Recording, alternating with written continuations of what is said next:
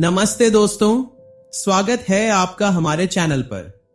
क्या हो अगर मैं आपसे कहूं कि आप भविष्य में होने वाली चीजों को पहले से जान सकते हैं? जैसे कौन सा स्टॉक आसमान छूने वाला है, ड्रीम 11 में कौन सा प्लेयर कितने पॉइंट्स बनाएगा, या फिर आपके दोस्त का सबसे बड़ा राज क्या है। जी हां दोस्तों, ये सब जानना मुमकिन है अगर आपके पास हो कर्ण पिशाचिनी की शक्ति। लेकिन रुकिए, यह शक्ति मिलना कोई बच्चों का खेल नहीं है। इसके लिए चाहिए कठिन तपस्या, सख्त नियम और सबसे जरूरी सही गुरु का मार्गदर्शन। तो चलिए आज हम इस रहस्यमयी और शक्तिशाली साधना के बारे में हर एक बात को आसान शब्दों में समझते हैं। तैयार हैं? तो चलो शुरू करते हैं। दोस्तों, कर्ण पिशाचिनी कोई जादू टोना या फिल्मी कहानी नहीं है। यह एक प्राचीन भारतीय तांत्रिक साधना है जो आपको दूसरों के अतीत, वर्तमान और भविष्य की बातें जानने की ताकत देती है। इसे करने से एक खास तरह की आत्मा, जिसे कर्ण पिशाचिनी कहते हैं, आपके कानों में फुसफुसाती है और बताती है कि सामने वाले इंसान का क्या राज है, उसका भविष्य क्या होगा, या फिर उसने अतीत में क्या किया। सुनने में तो यह बहुत रोमांचक लगता है ना? लेकिन दोस्तों, यह साधना जितनी शक्तिशाली है उतनी ही खतरनाक भी। इसे करने से पहले आपको इसके हर पहलू को अच्छे से समझना होगा। कर्ण पिशाचिनी को कुछ लोग एक यक्षिणी मानते हैं, यानी एक ऐसी अलौकिक शक्ति जो साधक को खास ज्ञान देती है। कुछ पुरानी कहानियों में इसे एक श्रापित देवी भी बताया गया है जो किसी श्राप की वजह से इस रूप में आई। लेकिन चाहे जो भी हो, यह साधना तंत्र शास्त्र का हिस्सा है और इसे सही तरीके से करने पर ही फायदा मिलता है। गलत करने पर दोस्तों परेशानी भी हो सकती है। तो चलिए अब जानते हैं कि यह साधना कैसे की जाती है और इसके लिए क्या क्या चाहिए।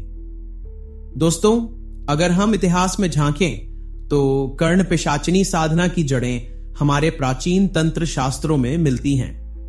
पुराने जमाने में तांत्रिक, साधु और ऋषि मुनि ऐसी साधनाओं का इस्तेमाल करते थे ताकि वो भविष्य की घटनाओं को जान सकें या लोगों की मदद कर सकें।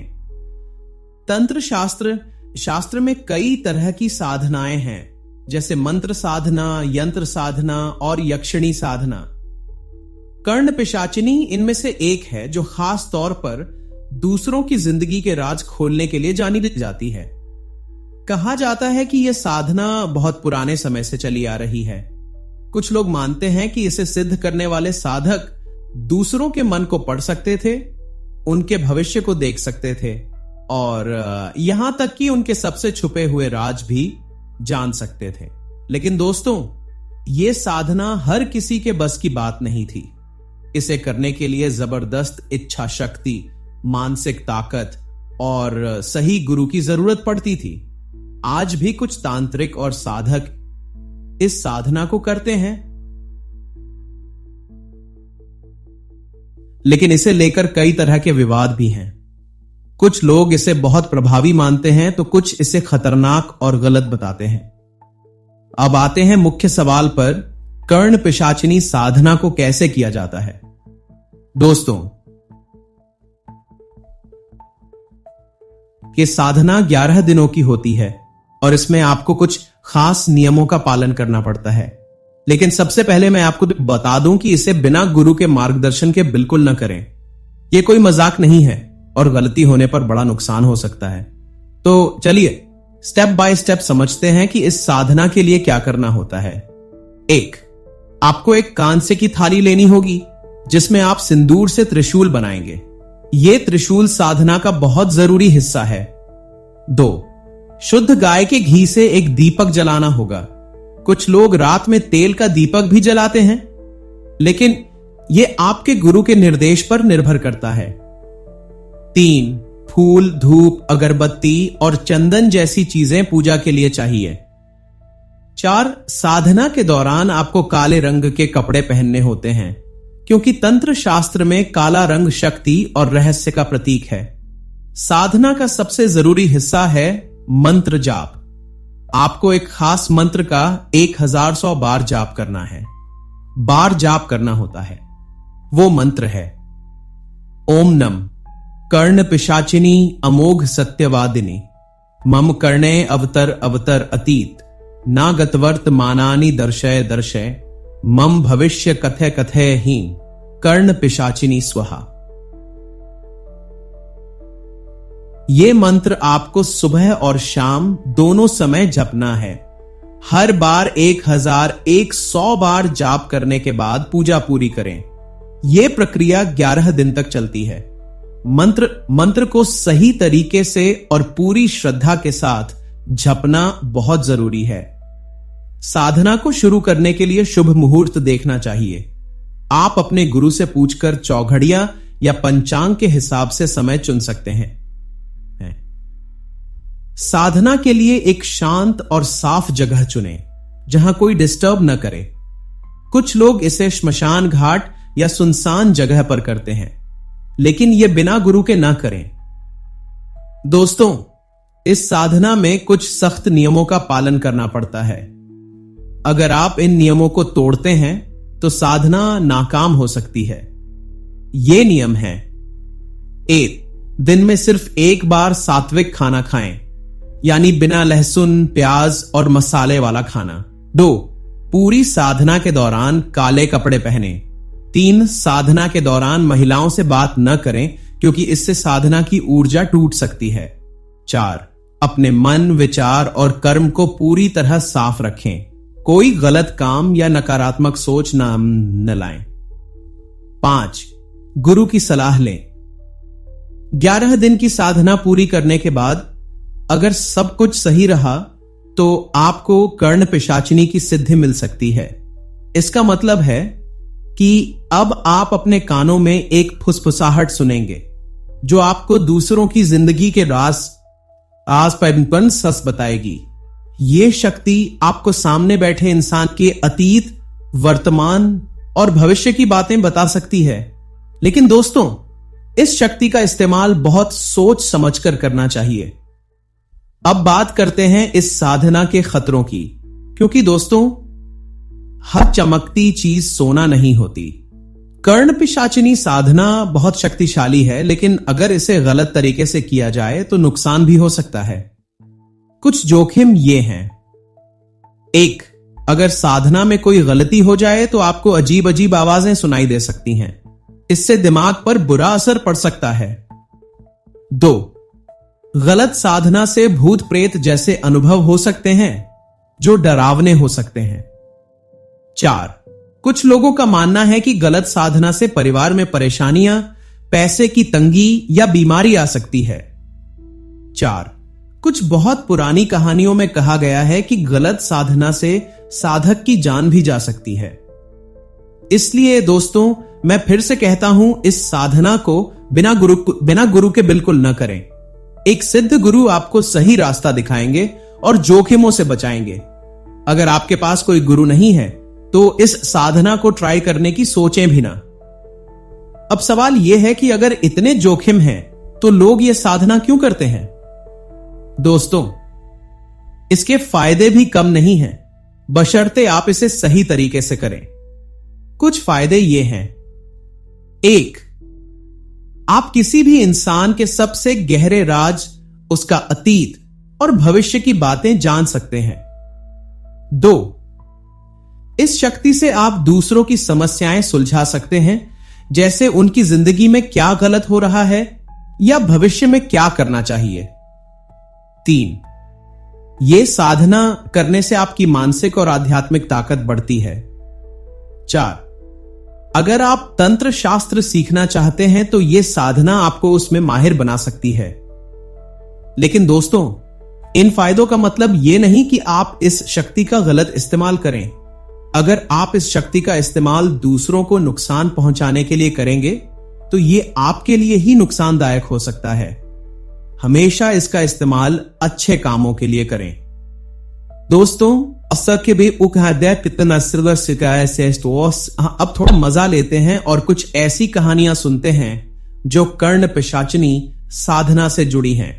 ये कहानियां आपको रोमांचित करेंगी, लेकिन साथ ही सावधान भी करेंगी। एक साधक ने बताया कि उसने बिना गुरु के यह साधना शुरू की। पहले कुछ दिन तो सब ठीक था, लेकिन 5वें दिन उससे रात में अजीब अजीब आवाजें सुनाई देने लगीं। उसे लगा कि कोई उसके कान में कुछ बोल रहा है, लेकिन वो समझ नहीं पा रहा था। डर के मारे उसने साधना छोड़ दी और एक गुरु की शरण ली। गुरु ने उसे बताया कि उसने गलत तरीके से साधना शुरू की थी, जिससे नकारात्मक शक्तियां उसकी ओर आकर्षित हो गई थीं। 2, एक और कहानी में एक व्यक्ति ने बताया कि उसके चाचा ने यह साधना की थी। साधना पूरी होने के बाद उन्हें कुछ शक्तियां तो मिली, लेकिन जल्द ही उनके परिवार में परेशानियां शुरू हो गईं। उनके घर में बीमारियां, पैसों की तंगी और झगड़े होने लगे। बाद में एक तांत्रिक ने बताया कि साधना में कोई गलती हुई थी, जिससे नकारात्मक ऊर्जा उनके घर में आ गई थी। 3, कुछ लोग ऐसे भी हैं जिन्होंने सही गुरु के साथ यह साधना की और उन्हें जबरदस्त नतीजे मिले। एक साधक ने बताया कि साधना पूरी होने के बाद वो अपने दोस्तों और रिश्तेदारों की जिंदगी की बातें बिल्कुल सटीक बता पाता था। लोग उससे सलाह लेने आने लगे और वो उनकी मदद करता था, लेकिन उसने हमेशा इस शक्ति का इस्तेमाल अच्छे कामों के लिए किया। इन कहानियों से साफ है कि कर्ण पिशाचिनी साधना कोई मजाक नहीं है। अगर सही तरीके से की जाए तो यह बहुत फायदेमंद हो सकती है, लेकिन गलती हुई तो नुकसान भी बड़ा हो सकता है। दोस्तों, कर्ण पिशाचिनी सिर्फ पुरानी किताबों या तंत्र शास्त्र तक सीमित नहीं है। आज की दुनिया में भी इसका जिक्र होता है। आपने कई डरावनी कहानियां, टीवी सीरियल्स या फिल्में देखी होंगी जिनमें कर्ण पिशाचिनी का नाम आता है। लोग इसे रहस्यमयी और डरावना मानते हैं, जिसकी वजह से यह कहानियों का हिस्सा बन जाती है। इसके अलावा कुछ लोग दावा करते हैं कि वो कर्ण पिशाचिनी की शक्ति का इस्तेमाल करके लोगों की समस्याएं सुलझाते हैं, जैसा एक ठूक जो ऐसे। आपने बागेश्वर धाम के पंडित धीरेन्द्र कृष्ण शास्त्री का नाम सुना होगा। कुछ लोग कहते हैं कि वो इस साधना की शक्ति से लोगों के मन की बात जान लेते हैं और उनकी मदद करते हैं। लेकिन दोस्तों, ऐसे दावों को लेकर कई बार विवाद भी होते हैं। कुछ लोग इसे सच मानते हैं तो कुछ इसे सिर्फ ढोंग कहते हैं। आजकल इंटरनेट पर भी कर्ण पिशाचिनी के बारे में बहुत कुछ पढ़ने को मिलता है। कुछ वेबसाइट्स और ब्लॉग्स में इसके मंत्र, साधना के तरीके और अनुभव शेयर किए जाते हैं। लेकिन मैं आपको फिर से चेतावनी देता हूं, इंटरनेट से पढ़कर यह साधना न करें। यह बहुत खतरनाक हो सकता है। दोस्तों, कर्ण पिशाचिनी साधना को लेकर समाज में कई तरह की बातें होती हैं। कुछ लोग इसे बहुत शक्तिशाली और असरदार मानते हैं, तो कुछ इसे अनैतिक और गलत कहते हैं। आइए इसके कुछ विवादों पर नजर डालते हैं। कुछ लोग कहते हैं कि किसी की जिंदगी के राज जानना गलत है। यह उस इंसान की निजता का उल्लंघन है, इसलिए इस साधना को अनैतिक माना जाता है। यह साधना नकारात्मक ऊर्जाओं या आत्माओं को नियंत्रित करने से जुड़ी है। कुछ आध्यात्मिक गुरु कहते हैं कि ऐसी साधनाएं साधक को गलत रास्ते पर ले जा सकती हैं। कई लोग बिना पूरी जानकारी के इस साधना को करने की कोशिश करते हैं, जिससे उन्हें नुकसान होता है। इससे इस साधना की बदनामी भी होती है। इन विवादों की वजह से कई लोग इस साधना से डरते हैं। लेकिन दोस्तों, अगर इसे सही तरीके से और अच्छे इरादों के साथ किया जाए तो यह फायदेमंद भी हो सकती है। दोस्तों, अगर आपको कर्ण पिशाचिनी की शक्ति मिल जाए तो इसका इस्तेमाल कैसे करना चाहिए? यह बहुत जरूरी सवाल है। इस शक्ति का इस्तेमाल हमेशा सकारात्मक और अच्छे कामों के लिए करना चाहिए। जैसे, अगर आप किसी का भविष्य जान सकते हैं तो उन्हें सही सलाह दे सकते हैं। जैसे, अगर किसी को नौकरी में दिक्कत है तो आप उसे सही रास्ता बता सकते हैं। अगर कोई इंसान परेशान है और उसे समझ नहीं आ रहा कि उसकी जिंदगी में क्या गलत हो रहा है, तो आप उसकी मदद कर सकते हैं। इस साधना से मिलने वाली मानसिक ताकत का इस्तेमाल आप अपने आध्यात्मिक विकास के लिए कर सकते हैं। लेकिन दोस्तों, अगर आप इस शक्ति का गलत इस्तेमाल करेंगे, जैसे किसी को ब्लैकमेल करना, उनके राज उजागर करना या नुकसान पहुंचाना, तो यह आपके लिए ही नुकसानदायक होगा। तंत्र शास्त्र में कहा जाता है कि जो जैसा करता है वैसा ही उसे मिलता है। इसलिए हमेशा अच्छे इरादों के साथ काम करें। दोस्तों, अब एक जरूरी बात, कर्ण पिशाचिनी साधना को कुछ लोग निम्न स्तर की साधना कहते हैं। इसका मतलब है कि यह साधना साप्लान साधक को सांसारिक लाभ देती है, जैसे दूसरों के राज जानना या भविष्य देखना। लेकिन आध्यात्मिक गुरु कहते हैं कि असली साधना वो है जो आपको ईश्वर के करीब ले जाए, आपके मन को शांत करे और आपको सच्ची खुशी दे। इसलिए अगर आप आध्यात्मिक रास्ते पर चलना चाहते हैं तो ध्यान, योग, भक्ति या कर्म योग जैसी प्रथाओं को अपनाएं। ये आपको मानसिक शांति और आध्यात्मिक उन्नति देंगे। कर्ण पिशाचिनी साधना तभी करें जब आप इसके जोखिमों को समझते हो और आपके पास सही गुरु हो। दोस्तों, कर्ण पिशाचिनी साधना एक ऐसी तांत्रिक प्रक्रिया है जो बहुत शक्तिशाली है, लेकिन उतनी ही जोखिम भरी भी। अगर आप इसे सही तरीके से और सिद्ध गुरु के मार्गदर्शन में करते हैं तो यह आपको दूसरों की जिंदगी के राज जानने की ताकत दे सकती है। लेकिन अगर आप बिना सोचे समझे इसे करेंगे तो नुकसान भी हो सकता है। इसलिए हमेशा सावधानी बरतें और अपने गुरु की सलाह लें। अगर आपको यह जानकारी पसंद आई तो इसे अपने दोस्तों और परिवार वालों के साथ शेयर करें। और हां, हमारे चैनल को सब्सक्राइब न भूलें ताकि आपको ऐसी ही रोमांचक और रहस्यमयी जानकारियां मिलती रहें। बेल आइकन दबाएं ताकि हर नई वीडियो का नोटिफिकेशन आपको सबसे पहले मिले।